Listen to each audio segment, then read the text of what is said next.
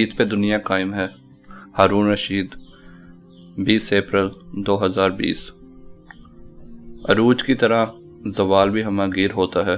سیاست میں کبھی قائد اعظم تھے، اب زرداری صاحب، میاں نواز شریف اور عمران خان۔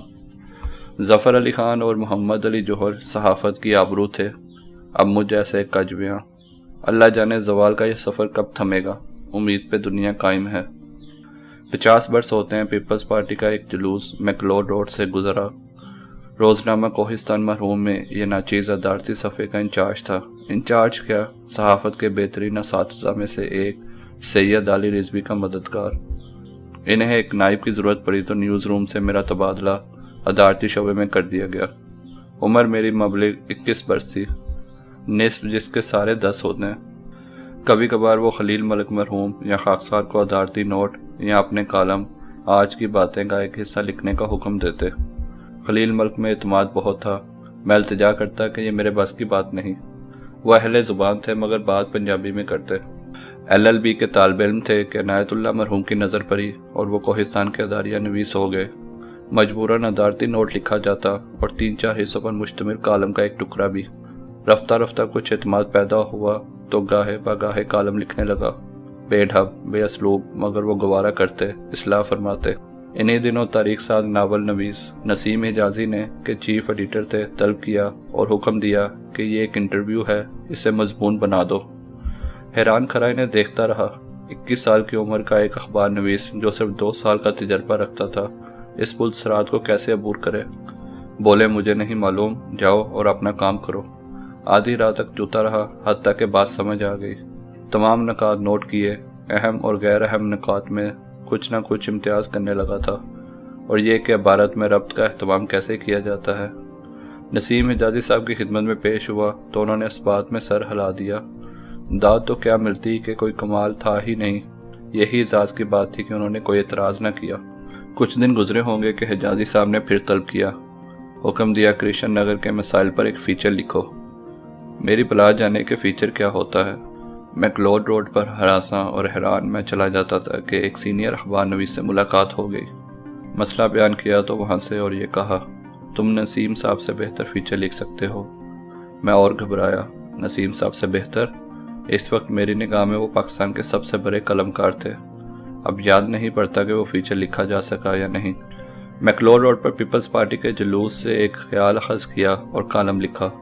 علی رضوی صاحب نے پڑھا اور بولے، یہ جملہ تم نے کیسے لکھ دیا؟ حیرت سے عرض کیا، یہ ایک نعرے کا ذکر ہے جو اس جلوس میں لگایا گیا۔ ناراضی سے دیکھا اور یہ کہا، تحریر اور گفتگو کی زبان میں فرق ہوتا ہے۔ غیر ذمہ دار لوگ، خاص طور پر بے فکروں کا ایک ہجوم کچھ بھی کہہ سکتا ہے۔ اگر وہ گالیاں دیں گے تو کیا تم وہ بھی نقل کر دو گے؟ ان کے ارشاد پر غور کیا تو ایک نقطہ ادراک میں آیا، تحریر کی زبان ایسی ہونی چاہیے کہ کسی تقدر کے بغیر کمسن بچی سے لے کر ایک بزرگ تک سبھی پڑھ سکیں۔ رفتہ رفتہ احساس ہونے لگا کہ شائستگی کے علاوہ ایک چیز فصاحت بھی ہوتی ہے، موزوں ترین لفظ کا استعمال۔ شاعری اور فکشن کا مطالعہ بھی جاری رہا۔ معلوم ہوا کہ لکھنے والے کے معیار کا تعین تشبیہ پر ہوتا ہے، استعارے اور مثال پر۔ کہاں سے کس نے تشبیہ اٹھائی؟ تاریخ سے، ادب سے، دینیات سے، مناظر قدرت سے۔ 7 برس ہوتے ہیں میں ہوٹل کی سیڑھیاں چڑھ رہا تھا کہ موسیقی کی شد بدھ رکھنے والے طاہر سرور میر نے پوچھا، اردو آپ نے کس سے پڑھی؟ عرض کیا، کبھی تفصیل بھی عرض کروں گا، مختصراً یہ کہ برے غلام علی خان سے۔ انیس احمد اعظمی تعمیر ملت ہائی اسکول رحیمیہ خان میں ہمارے استاد تھے، جناب سرور صدیقی اور چوہدری عبدالمالک بھی۔ ڈاکٹر صفدر محمود انہی کے شاگرد ہیں۔ ہم تو کچھ ایسے ریاضت کش نہ تھے، انہوں نے واقعی جی لگایا۔ امریکہ میں مقیم دنیا کے بہترین برین سرجن ڈاکٹر سعید باجوہ انہی کے شاگرد ہیں۔ اسکول میں مجھ سے 1 سال پیچھے ہوا کرتے۔ جون 1992 سے مارچ 1993 تک ناچیز اسلام آباد کے ایک اخبار کا نیوز ایڈیٹر رہا۔ اساتذہ کے طفیل جو کچھ ازبر تھا، اس کی بنا پر صحت زبان پہ اصرار کرتا رہا تو بعض جوان سال اخبار نویس قسمساتے۔ ان میں سے ایک نے بگڑ کر کہا، آپ نے تو ہمیں اسکول کے بچے بنا دیا۔ اس کے بعد احتیاط برتنے لگا کہ نوجوانوں کا مزاج مختلف ہے، پھر بھی ان میں سے بعض صحافت کے آسمان پر ستاروں کی طرح دمک رہے ہیں۔ میرا کچھ کمال نہ تھا، کچھ یاد دہانی کرا دیتا۔ طالب علم اپنے اشتیاق سے سیکھتا ہے، انہی میں سے ایک اسلم خان نے مجھے استاد کہنا شروع کیا، جو رفتہ رفتہ رائج ہوتا گیا۔ اللہ جانتا ہے کہ میں اس پہ شرمندہ ہی رہا۔ چھپنے کے بعد اپنا کالم پڑھتا ہوں تو ایک آدھ نہیں کئی غلطیاں نظر آتی ہیں۔ اساتذہ کے طفیل اور ان میں ظہیر کاشمیری مرحوم کے علاوہ ڈاکٹر خورشید رضوی اور افتخار عارف شامل ہیں۔ بعض الفاظ مثلاً نہ اور نہیں میں امتیاز کرنے کی کوشش کرتا ہوں۔ انٹرویو کے دوران کی بجائے انٹرویو میں لکھتا ہوں، اس ملک کی عوام نہیں، ملک کے عوام۔